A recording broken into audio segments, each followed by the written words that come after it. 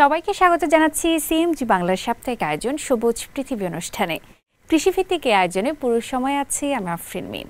কৃষি উৎপাদন আর পরিবেশ বান্ধব নানা ঘটনার ৭১৭ নিয়ে আমাদের আয়োজন সবুজ পৃথিবী।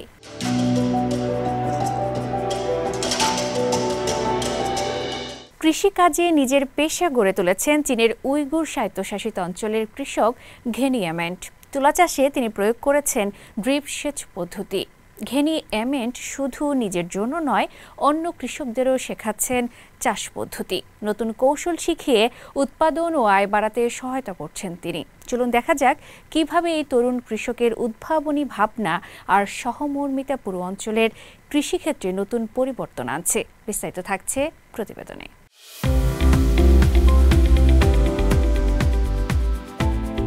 চীনের উত্তর পশ্চিমাঞ্চলে উইগুর স্বায়ত্তশাসিত অঞ্চল শিনচিয়াংয়ের তরুণ তুলা চাষী ঘেনি এমেট। তিনি শুধু নিজের জীবনের উন্নয়নেই নয়, আশেপাশের শত শত কৃষকের জীবনে তিনি জাগিয়ে তুলেছেন নতুন সম্ভাবনার আলো। উদ্ভাবনী চাষ পদ্ধতি, পরিশ্রম আর সাহসী উদ্যোগের মাধ্যমে ঘেনি এমেট প্রমাণ করেছেন আধুনিক কৃষি হতে পারে পরিবর্তনের সবচেয়ে শক্তিশালী হাতিয়ার। বছরে দুটি সময় সবচেয়ে ব্যস্ত যায়, একটা বসন্তের বপন মৌসুম, আরেকটা শীতের আগের ফসল কাটানোর সময়। এই বছর আমি প্রায় ৭০ হেক্টর জমিতে তুলা লাগিয়েছি। নিজের কাজ শেষ করার আগেই অন্য কৃষকদের সাহায্য করি, কারণ যদি তাদের বপন ভালো না হয় পুরো বছরের পরিশ্রম নষ্ট হয়ে যাবে। বিশ্ববিদ্যালয় থেকে পাশ করার পর নিজের গ্রামে ফিরে আসেন ঘেনি। শুধু নিজের জমিতেই নয়, অন্যদের ক্ষেতেও তিনি পরীক্ষা নিরীক্ষা চালান নতুন চাষ পদ্ধতি ও ফসলের জাত নিয়ে। তুলা চাষ আসলে একটানা শেখার প্রক্রিয়া। বালিমাটি হোক বা কাদামাটি হোক, প্রতিটি জমি আলাদা। আমি সেচ, সার আর চাষের পদ্ধতি ঠিক করি মাটির ধরন, আবহাওয়া আর গাছের বৃদ্ধির উপর ভিত্তি করে।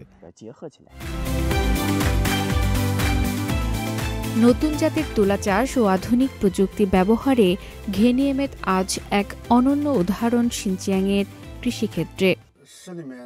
বেশিরভাগ কৃষক নতুন কিছু চেষ্টা করতে ভয় পান, কিন্তু ঘেনি সাহস দেখিয়েছেন। তিনি আগে পরীক্ষা করে ফলাফল দেখান, তারপর বাকিরাও অনুসরণ করেন। ঘেনির সবচেয়ে বড় উদ্ভাবনগুলোর একটি হল ড্রিপ ইরিগেশন। এটি পানি সাশ্রয়ী প্রযুক্তি। শুরুতে অনেকেই সন্দেহ করেছিলেন, কারণ পানি মাটির নিচে যায়, চোখে দেখা যায় না। অনেকে ভেবেছিল পানি কম যাচ্ছে, কেউ কেউ তো পাইপ কেটে দেখতেন সত্যিই পানি যাচ্ছে কিনা। আমি ঝুঁকি নিয়েছিলাম, কিন্তু ফলাফল অসাধারণ। এখন একই লবণাক্ত মাটি খেতেও চারা গজানোর হার ৯০% বেশি। আগের চেয়ে পানি ও খরচ দুই কমেছে। আফরিন মিম, সিএমজি বাংলা। দর্শক, এবার থাকছে ভিন্ন রকম গল্প। শরতের রঙে মোড়ানো চীনের এক চমৎকার গ্রাম উওয়ান। এখানে পাহাড়ের মাঝে প্রাচীন গ্রাম আর রঙিন ফসলের মিলনে তৈরি হয়েছে যেন এক জীবন্ত চিত্রকর্ম। এই মৌসুমে পর্যটকরা আসেন স্থানীয় সংস্কৃতি এবং কৃষিজমির ঐতিহ্য উপভোগ করতে। হুয়াংলিং দর্শনীয় এলাকায় প্রতিদিন হাজার পর্যটক ভিড় জমাচ্ছেন ফসলের রং আর ঐতিহাসিক স্থাপত্যকে একসঙ্গে দেখার জন্য। আর বিস্তারিত থাকছে প্রতিবেদনে।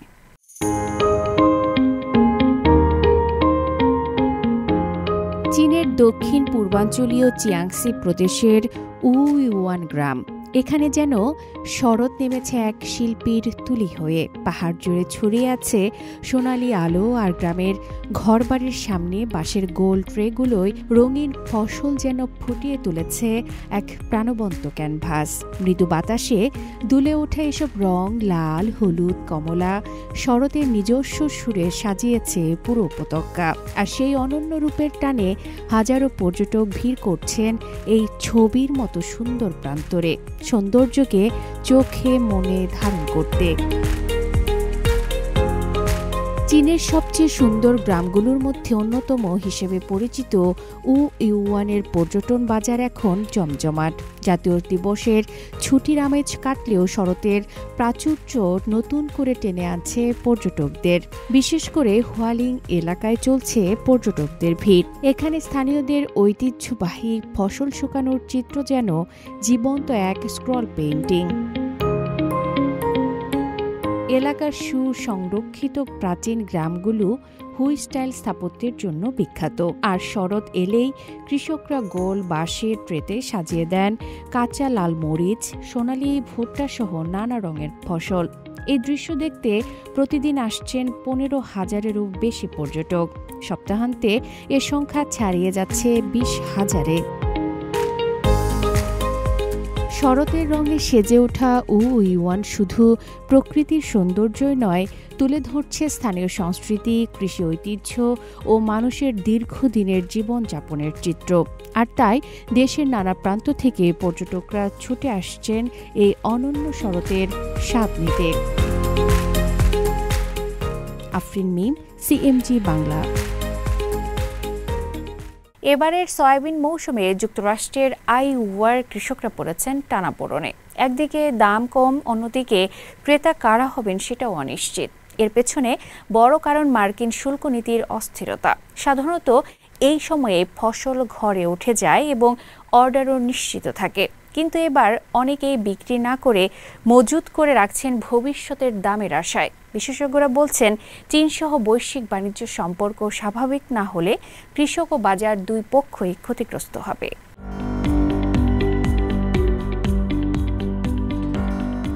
যুক্তরাষ্ট্রের মধ্য পশ্চিমাঞ্চলীয় কৃষিরাজ্য আইওয়ায় সয়াবিন চাষিরা পড়েছেন কঠিন পরিস্থিতিতে।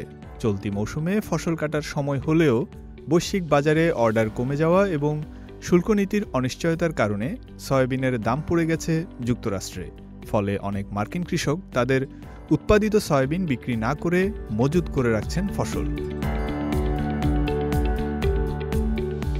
যুক্তরাষ্ট্রের শীর্ষ সয়াবিন উৎপাদনকারী অঞ্চলগুলোর একটি আইওয়া অঙ্গরাজ্য।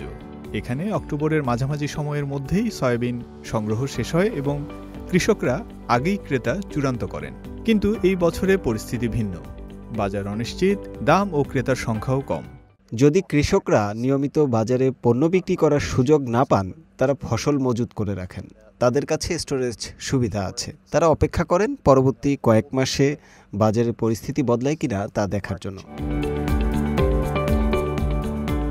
বিশেষজ্ঞরা বলছেন, শুধু দাম কমা নয়, বৈশ্বিক প্রতিযোগিতা, উৎপাদন খরচ বৃদ্ধি এবং দেশগুলোর মধ্যে বাণিজ্য স্বাভাবিক না হওয়ায় আইওয়ার কৃষকরা ক্রমেই আর্থিক চাপের মুখে পড়ছেন। তিনি আরও বলেন, যুক্তরাষ্ট্র চীন সম্পর্ক স্থিতিশীল করা শুধু কৃষকদের জন্যই নয়, বৈশ্বিক খাদ্য ও অর্থনীতি দুটোর জন্যই জরুরি। যখন যুক্তরাষ্ট্র ও চীন স্বাভাবিক সম্পর্কের মধ্যে থাকে, তখন তা শুধু দুই দেশের জন্য নয়, বিশ্ব অর্থনীতির জন্যই ভালো। কৃষি পণ্য বাণিজ্য স্বাভাবিক হলে কৃষকের অবস্থাও কিছুটা উন্নত হবে এবং চীনের ভোক্তারাও এর সুফল পাবেন। মার্কিন সয়াবিন চাষিরা আশা করে বসে আছেন, আগামী মাসগুলোয় দ্রুত বাজার স্থিতিশীল হবে এবং সয়াবিনের দাম আবার বাড়বে। ফয়সাল আব্দুল্লাহ, সিএমজি বাংলা। এবার চোখ রাখি প্রকৃতির এক চমৎকার দৃশ্যে। চীনের উত্তর পশ্চিম উইগুর স্বায়ত্তশাসিত অঞ্চল শিনচিয়াংয়ের কুনলুন পর্বতমালার পাদদেশে কুন্নু শহরে শুরু হয়েছে ভেড়ার ঋতুভিত্তিক স্থানান্তর। ঠান্ডা বাড়তে শুরু করতেই 70,000-এরও বেশি ভেড়ার পাল একসঙ্গে যাত্রা শুরু করেছে উষ্ণ চারণভূমির দিকে। কুনলুন পর্বতমালার পাদদেশের ধরে ভেড়ার এই দীর্ঘ যাত্রা এক মনোমুগ্ধকর প্রাকৃতিক চিত্র তৈরি করেছে। আর বিস্তারিত থাকছে প্রতিবেদনে।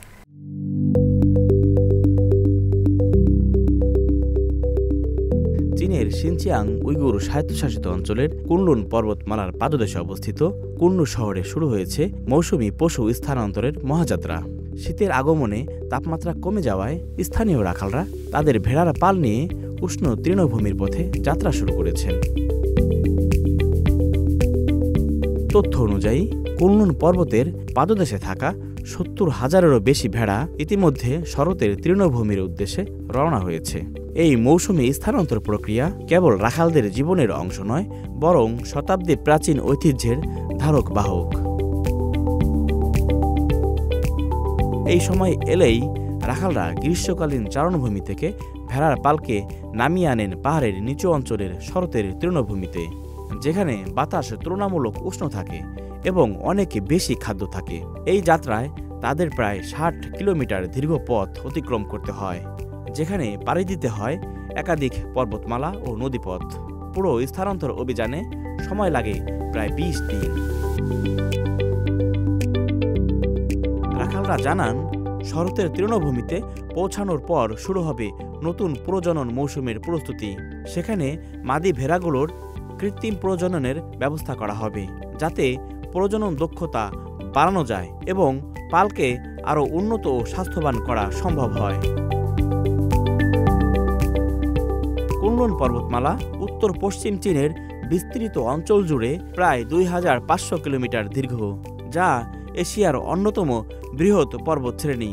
এই অঞ্চলের রাখালদের জীবনধারা মূলত এই পর্বতমালার প্রাকৃতিক ছন্দের সঙ্গেই যুক্ত। প্রতি বছর এই সময় কুন্নু শহর জুড়ে এই মৌসুমী স্থানান্তর পরিণত হয় এক প্রাণবন্ত দৃশ্যে। এটি কেবল ভেড়ার পাল স্থানান্তরের প্রক্রিয়া নয়, এটি মানুষের সঙ্গে প্রকৃতির, ঐতিহ্যের সঙ্গে আধুনিকতার এক সেতুবন্ধন। আল আমিন আজাদ, সিএমজি বাংলা।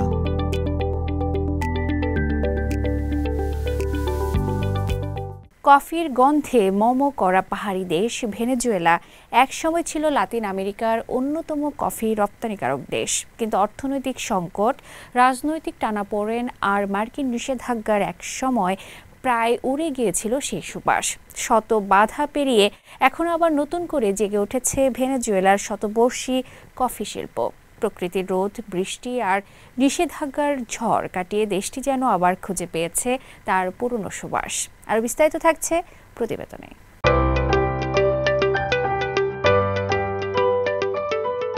ভেনেজুয়েলার মিরান্ডিনোস অঞ্চলের কৃষক রেইনালদো মুচিকা। কফি নবজাগরণের চেনা মুখ তিনি। রাজধানী কারাকাসের দক্ষিণে পাহাড়ি খামারে সকালবেলা কুয়াশা আর দুপুরে ঝলসানো রোদ, দুটোরই রাজত্ব। গত ৫ বছরে মুচিকা তার কফি বাগান ৫ হেক্টর থেকে বাড়িয়ে ১৪ হেক্টর করেছেন, কারণ বিশ্ববাজারে কফির দাম বেড়েছিল। কিন্তু গত বছর প্রকৃতি তার বিরূপ রূপ দেখালো। জলবায়ু পরিবর্তনের এই অদ্ভুত খেলা কৃষকদের জন্য বড় চ্যালেঞ্জ। তাছাড়া মার্কিন নিষেধাজ্ঞা তাদের অর্থনৈতিক আশঙ্কা আরও বাড়িয়েছে। নিষেধাজ্ঞায় সরাসরি কফি শিল্প না পড়লেও বিদেশি মুদ্রা পাওয়া প্রায় অসম্ভব হয়ে পড়েছে। অপরদিকে পাল্লা দিয়ে বেড়েছে সার আর অন্যান্য উপকরণের দাম। সুইফটের মতো আন্তর্জাতিক ক্লিয়ারিং সিস্টেমে যদি কোনো লেনদেন ২-৩টি ব্যাংকের মধ্য দিয়ে যায় এবং তাদের মধ্যে কোনো একটি ব্যাংক লেনদেনের বিবরণে ভেনেজুয়েলা নামটি শনাক্ত করলেই লেনদেনটি বাতিলের আশঙ্কা রয়েছে। টাকাগুলো ভেনেজুয়েলায় পৌঁছানোর আগে ব্যাংকগুলোর মাঝে দীর্ঘ চক্রে আটকা পড়ে। বাধা সত্ত্বেও কফির বাগানে দেখা দিয়েছে আশার আলো। ভেনেজুয়েলার কফি উৎপাদন আবার পৌঁছে যাচ্ছে তাদের গৌরবময় অবস্থার কাছাকাছি। গত বছর রপ্তানি হয়েছিল ১.৫ লাখ ব্যাগ। এবছর আশা করা হচ্ছে ২ লাখের বেশি ব্যাগ কফি বিদেশে যাবে। এখন দেশটির প্রায় ২,২৭,০০০ হেক্টর জমিতে কফি চাষ হচ্ছে। সরকার কৃষকদের জন্য দিচ্ছে প্রশিক্ষণ, উন্নত জাতের চারা আর সার সহায়তা। ভেনেজুয়েলা স্পেশালটি কফি এক্সচেঞ্জের প্রধান গ্যাব্রিয়েল গঞ্জালেস মনে করেন, এখন সময় এসেছে স্মার্ট ও পরিবেশ বান্ধব চাষ পদ্ধতি গ্রহণের। রিজেনারেটিভ ফার্মিং বা পুনরুজ্জীবিত কৃষি পদ্ধতিও শেখা প্রয়োজন বলে জানান তিনি। সব মিলিয়ে ভেনেজুয়েলার কফির কাপ আজ আশায় টইটম্বুর। রোদ, বৃষ্টি ও নিষেধাজ্ঞার ঝড় পার করেও দেশটি যেন আবার খুঁজে পাচ্ছে পুরনো সুবাস। তামান্না জেনিফার, সিএমজি বাংলা।